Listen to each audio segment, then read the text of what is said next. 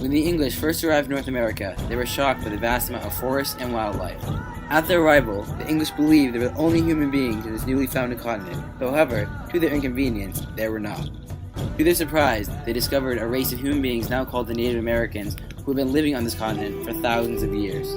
Despite initial friendliness, the English began to oppress the Native Americans and treat them as lesser beings.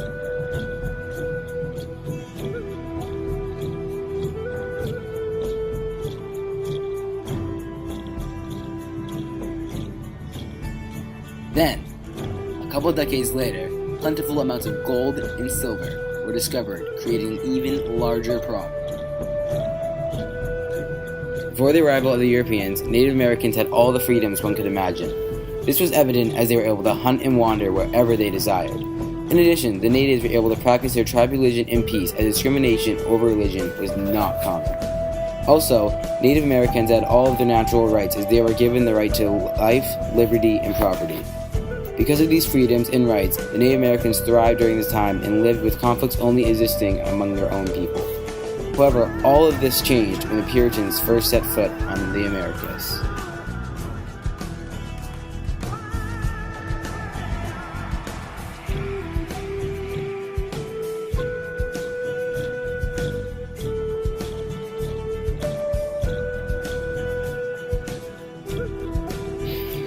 When the Puritans first arrived in Plymouth, they believed they were the first human beings to ever set foot on this land. However, this assumption was quickly proven incorrect, as a human race consisting of millions were already residing on the continent. At first, the English and the Mi'kmaq people, the name of the tribe residing in the area, got along very well, exchanging goods, intelligence, and other cultural items. However, this was short-lasted, as once the English had a strong foothold in the Massachusetts Bay Colony, they decided to expand and wipe out anyone in their way. While expanding, the Puritans forced the Mi'kmaq and other peoples out of their lands and threatened to kill anyone refusing to leave. An example of this was in 1637, when 700 Pequot Indians, mostly women, children, and elderly, were celebrating their annual Green Corn Festival, when a group of settlers attacked, killing the lightly armed resistors and burning the women and children alive in their homes. This began the decline of many Native people in the Massachusetts Bay Area. The decline they faced is because Europeans did not let the Native peoples fish in their territories. Europeans were constantly at war with the natives, and diseases brought by the Europeans killed thousands of natives. This movement marks the beginning of the oppression and the downfall of Native Americans, which ends up leaving millions of Native Americans dead. On March 8, 1782, 96 Christian Native Americans called Moravian Indians were massacred by a militia in western Pennsylvania. The reasoning for this was the Americans in the area believed that the natives, who were pacifistic, murdered a white family. Although this was completely false, everyone believed it to be true due to the stereotype that all Native Americans were cruel savages. The day before the massacre, a trial was held, and in the trial, only 18 white men voted to spare the natives. Because the natives were aware of the trial's outcome, they were ready to die when the white executioners arrived and killed every Moravian Indian in the area. In the 19th century, the people of the U.S. wanted to expand the frontier and take control of more land. Major General Andrew Jackson decides to use military strength to force the natives out of their homelands, which he does by dominating the Creek Indians battle after battle. Because the natives knew they could not defeat the U.S. in battle, they decided to appease the U.S., hoping they could remain in a small portion of their own land. Despite their hopes, the U.S. did not allow them to remain in their homelands by passing the Indian Removal Act in 1830. What this act meant was that the natives would be granted the land west of the Mississippi River, while the U.S. would receive the land east of the Mississippi River. When this act was passed, many Native Americans disagreed with it, but Native Americans did not have a choice in politics, and the U.S. ended up passing the act. One tribe who refused to accept the act was the Cherokee tribe, who resisted the U.S. whenever they tried to force them out of their lands. Eventually, the U.S. had enough of the Cherokee resistance and used military force to drive the Cherokee from their lands and into their reserve located in the plains west of the Mississippi. This movement is today recognized as the Trail of Tears, and during this march, 4,000 out of the 15,000 Cherokee in the march ended up dying. The Indian Removal Act was very successful in the eyes of Americans, as besides a small amount of Seminoles living in Florida, no Native Americans could be found east of the Mississippi River.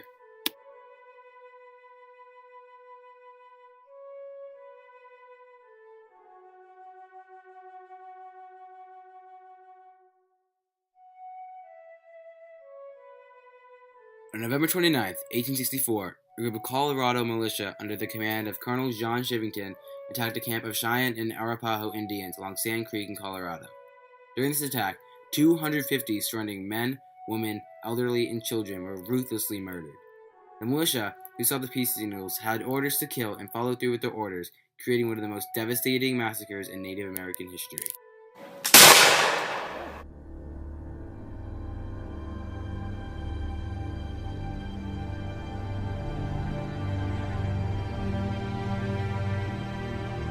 The massacre lasted 6 or 8 hours.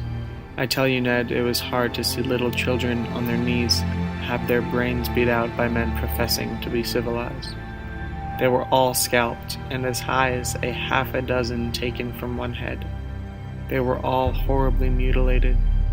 You could think it impossible for white men to butcher and mutilate human beings as they did there, but every word I have told you is the truth, which they do not deny.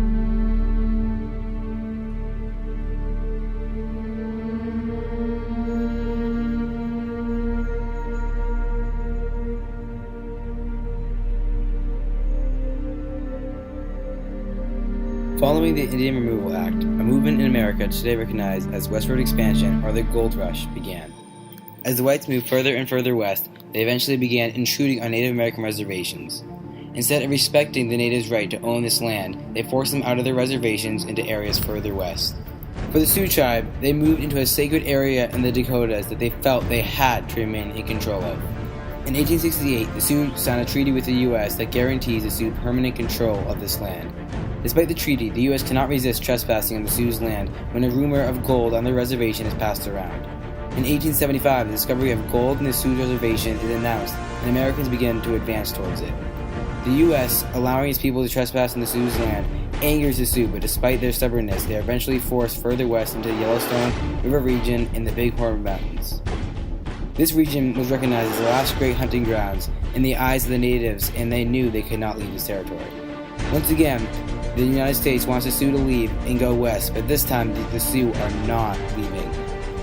On January 31st, 1876, the U.S. proclaimed the Sioux to be hostile and prepared to go to war. On June 25th, 1876, Custer and his men clashed with the Sioux in Cheyenne, developing the Battle of Little Bighorn.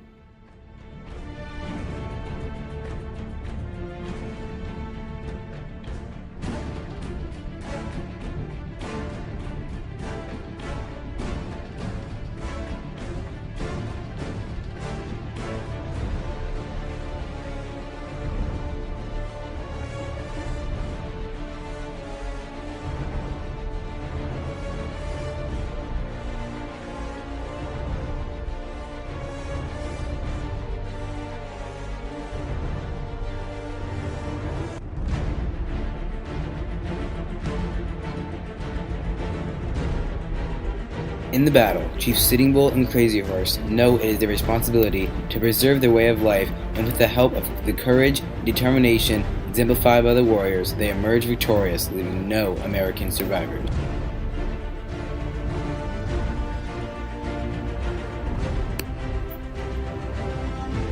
For this short while, the Native Americans were victorious and were able to keep their land, but unfortunately, this only lasted for a short while, as once again, they were driven further west.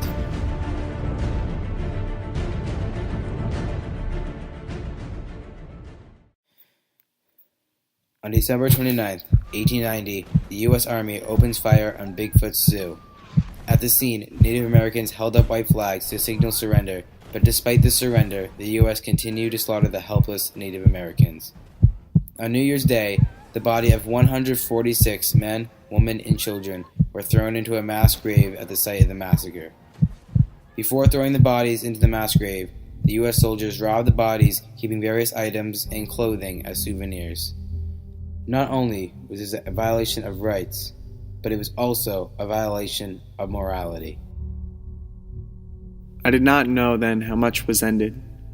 When I look back now from the high hill of my old age, I can still see the butchered women and children lying heaped and scattered all along the crooked gulch, as plain as when I saw them with my eyes still young.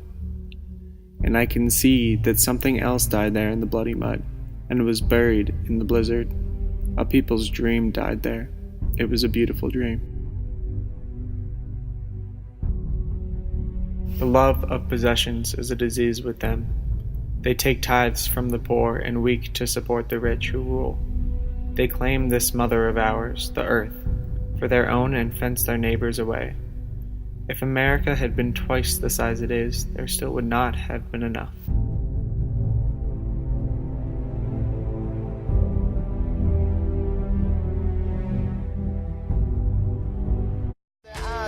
What they think are islands are much more in their size and bountiful and plentiful in resource to provide them. Supply slim, morale once so heavily inside them, not steadily declining. Return is not an option as necessity denies them. With this they choose to dive in, not along the shore and so aware of their arriving. Are the children of this land prepared to share in their surviving? A pageantry of feather stands his majesty with treasure, not the material things of kings that can never last forever, but secrets of the spirit world and how to live in harmony together. Unbeknownst to him, his head would be the first that they would sever. And stuck upon the pike along the beach, kept as a warning to the rest to turn away from their beliefs. And so began it here, and for 500 years, torture, terror, fear, till they nearly disappeared.